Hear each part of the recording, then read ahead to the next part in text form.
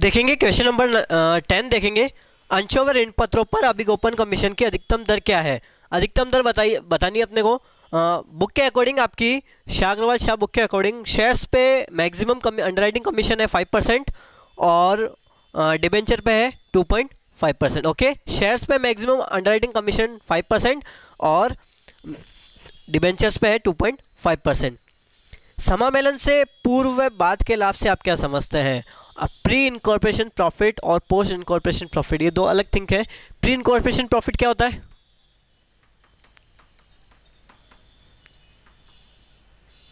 Pre incorporation profit समामेलन से पूर्व के लाभ की कंपनी बहुत बार क्या होती है, कंपनी जैसे सपोज करते हैं कंपनी ने अपना एक बिजनेस एक्वायर्ड किया 1 अप्रैल 2015 को, एक बिजनेस कंटिन्यू बिजनेस रन किया। कंपनी बिजनेस स्टार्ट करने के बाद में उनका रजिस्ट्रार के पास रजिस्ट्रेशन करने के लिए देखे आ गया मालिक, 1 अगस्त 2015 को रजिस्ट्रेशन हुआ। इनकॉर्पोरेशन कब हुआ है? 1 अगस्त 2015 को। बिजनेस एक्वायर्ड हो गया, ये एक्वाइजिशन डेट, ये इनकॉर्पोरेशन डेट। कंपनी 1 अप्रैल 2015 से लेके इनकॉर्पोरेशन तक का जो भी प्रॉफिट अर्न करेंगे, यहां से यहां तक का प्रॉफिट प्री इनकॉर्पोरेशन प्रॉफिट कहलाएगा। बिजनेस स्टार्ट करने से लेकर समामेलन होने तक का लाभ जो भी कहलाएगा प्री इनकॉर्पोरेशन प्रॉफिट कहलाएगा, समामेलन से पूर्व का लाभ कहलाएगा। और अगले क्वेश्चन में कहा गया है कि समामेलन से पूर्व के लाभ का उपयोग किन किन कार्यों में किया जा सकता है। कि समामेलन का पूर्व का लाभ क्या होता है? कैपिटल नेचर प्रॉफिट होता है। और कैपिटल नेचर प्रॉफिट का यूज कहाँ कहाँ पे कर सकते हैं? आप सीआरआर का जो भी यूज़ करते हो वो भी वही क्या है, यहाँ पे कैपिटल नेचर का प्रॉफिट कहलाएगा। प्री इनकॉर्पोरेशन प्रॉफिट का यूज़ ले सकते हैं, जैसे जो यूज़ सीआरआर का होता है वही यूज़ यहाँ पे भी इसका होता है। विभाजन योग्य लाभ से आप क्या समझते हैं? कोई 2 उदाहरण दीजिए। विभाजन योग्य लाभ, आप जब कोई भी प्रॉफिट डिस्ट्रीब्यूशन करने के लिए यूज़ में लेते हो वो कौन सा प्रॉफिट होता है? तो डिस्ट्रीब्यूशन जो प्रॉफिट है, डिस्ट्रीब्यूटेबल प्रॉफिट है, P&L का क्रेडिट बैलेंस, जनरल रिजर्व, जो पिछले सालों का कोई प्रॉफिट है तो वो भी डिविडेंड डिस्ट्रीब्यूट करने के लिए यूज़ में लिया जा सकता है। रेवेन्यू रिजर्व जो मैंने अभी आपको बताया एक क्वेश्चन में, उन सभी से डिविडेंड डिस्ट्रीब्यूट किया जा सकता है। लाभों के पूंजीकरण को समझाइए। Capitalisation of profit, capitalisation of profit आपकी शाह अग्रवाल शाह की जो हिंदी माध्यम की बुक है उसमें 2.19 पे बताया हुआ है कैपिटलाइजेशन ऑफ प्रॉफिट, कि कंपनी अपने प्रॉफिट को किस तरीके से कैपिटलाइज करती है, कंपनी अपने प्रॉफिट को रिजर्व और कैपिटल में किस तरीके से इक्वली डिस्ट्रीब्यूट करके रखती है। रिजर्व में भी ज़्यादा नहीं होना चाहिए, कैपिटल भी ज़्यादा नहीं जानी चाहिए, दोनों का बैलेंस मेंटेन रखा हुआ होना चाहिए। 2.19 पे इसकी डिटेल आपको गिवन है। फिर आगे बताया हुआ 15 में, नए मांगा गया लाभांश की राशि को 7 वर्ष पश्चात किस खाते में हस्तांतरित कर दिया जाता है?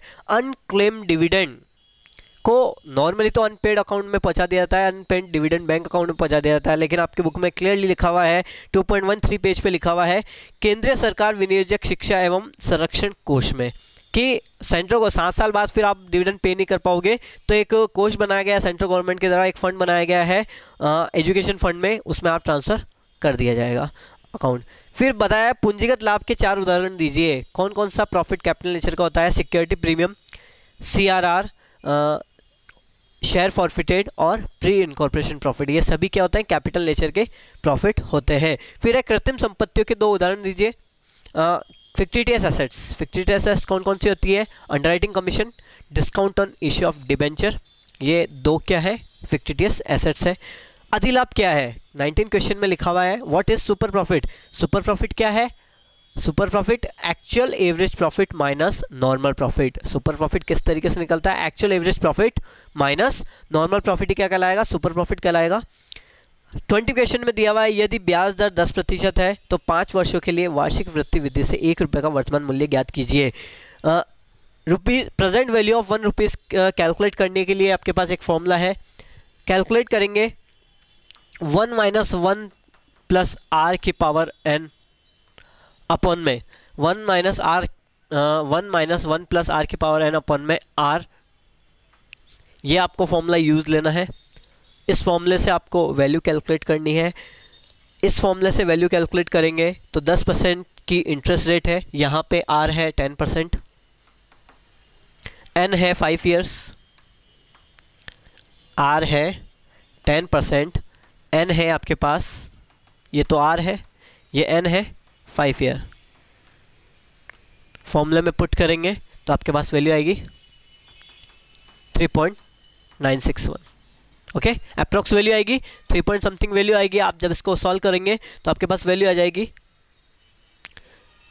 3.961 नहीं आएगी, सॉरी 3.791 ये वैल्यू आएगी आपके पास।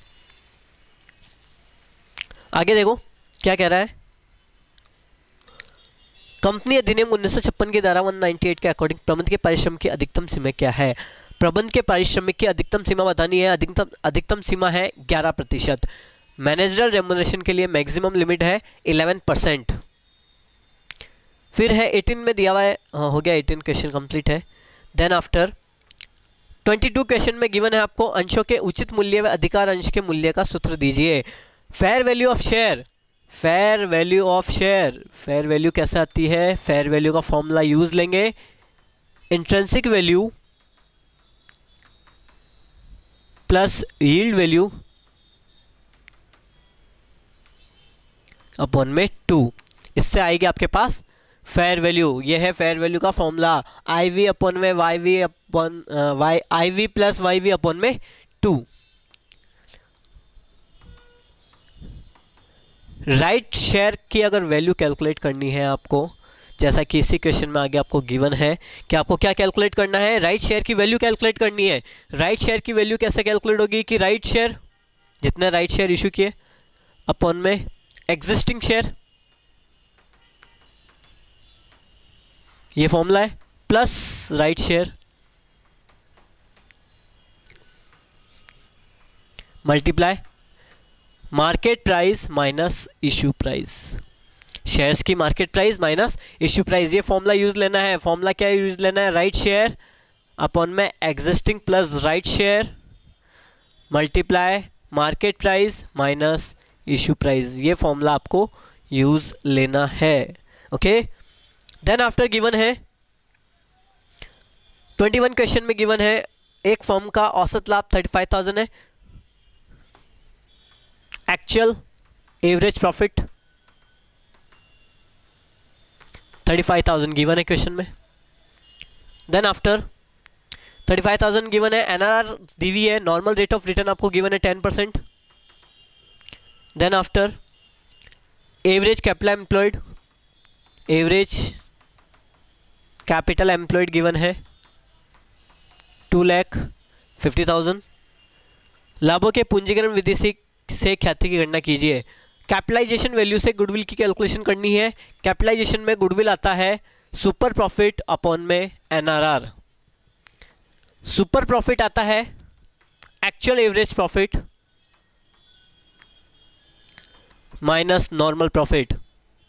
एक्चुअल एवरेज प्रॉफिट गिवन है आपको, देखिए 35,000 गिवन है, लेकिन नॉर्मल प्रॉफिट गिवन नहीं है। नॉर्मल प्रॉफिट कैसा आता है? नॉर्मल प्रॉफिट आएगा average capital employed into NRR, average capital employed into NRR. Average capital employed है 2,50,000, एनआरआर है 10%, तो नॉर्मल प्रॉफिट आएगा 25,000। सुपर प्रॉफिट कितना आएगा? 35,000 माइनस नॉर्मल प्रॉफिट 25,000, तो सुपर प्रॉफिट आएगा 10,000। गुडविल कैलकुलेट करेंगे 10,000 अपॉन में एनआरआर है 10%, तो गुडविल की वैल्यू कितनी आ जाएगी? 1 लाख। गुडविल कितना होगा? 1 लाख की वैल्यू का गुडविल अमाउंट। फिर देखिए फेयर वैल्यू हो गया, राइट शेयर हो गया। 23 क्वेश्चन, किन्हीं 2 परिस्थितियों का उल्लेख करें तब आंतरिक पुनर्निर्माण वांछनीय है। इंटरनल रिकंस्ट्रक्शन की कंपलसरी कब है? इंटरनल रिकंस्ट्रक्शन कब होना चाहिए? कंपनी की जब जो शेयर कैपिटल है बहुत ज़्यादा टिपिकल हो जाए, समझ में ना आए, ऐसे शेयर कैपिटल हो जाए, फर्स्ट कंडीशन। सेकंड कंडीशन है कि कंटिन्यूसली कंपनी को लॉस हो रहा है और कंपनी अब उस लॉस को सहन नहीं कर सकती, तो इंटरनल रिकंस्ट्रक्शन करना कंपलसरी हो जाएगा। इंटरनल रिकंस्ट्रक्शन का जो चैप्टर है शाह अग्रवाल शाह की बुक में सबसे नीचे की साइड में ये पॉइंट आपको गिवन है डायरेक्टली। आप 5 पॉइंट है, आप यूज ले सकते हो वहाँ से। कैपिटल रिडक्शन अकाउंट क्या है what is capital reduction account? Capital reduction account internal reconstruction की स्कीम में अगर आपको किसी प्रकार का कोई प्रॉफिट होता है और किसी प्रकार का कोई लॉस होता है तो उस प्रॉफिट और लॉस को एडजस्ट करने के लिए एक अकाउंट क्रिएट किया जाता है जिसका नाम है capital reduction account. Internal reconstruction की प्रोसेस, जो प्रोसेस कंपनी को लॉस की कंडीशन से प्रॉफिट की कंडीशन में पहुंचाती है, उसके लिए एक अकाउंट ओपन किया जाता है जिसका नाम है capital reduction account. Internal reconstruction की प्रोसेस में कोई प्रॉफिट या कोई लॉस अगर आपको हो रहा है तो वो कैपिटल रिडक्शन अकाउंट में पहुंचा दिया जाता है।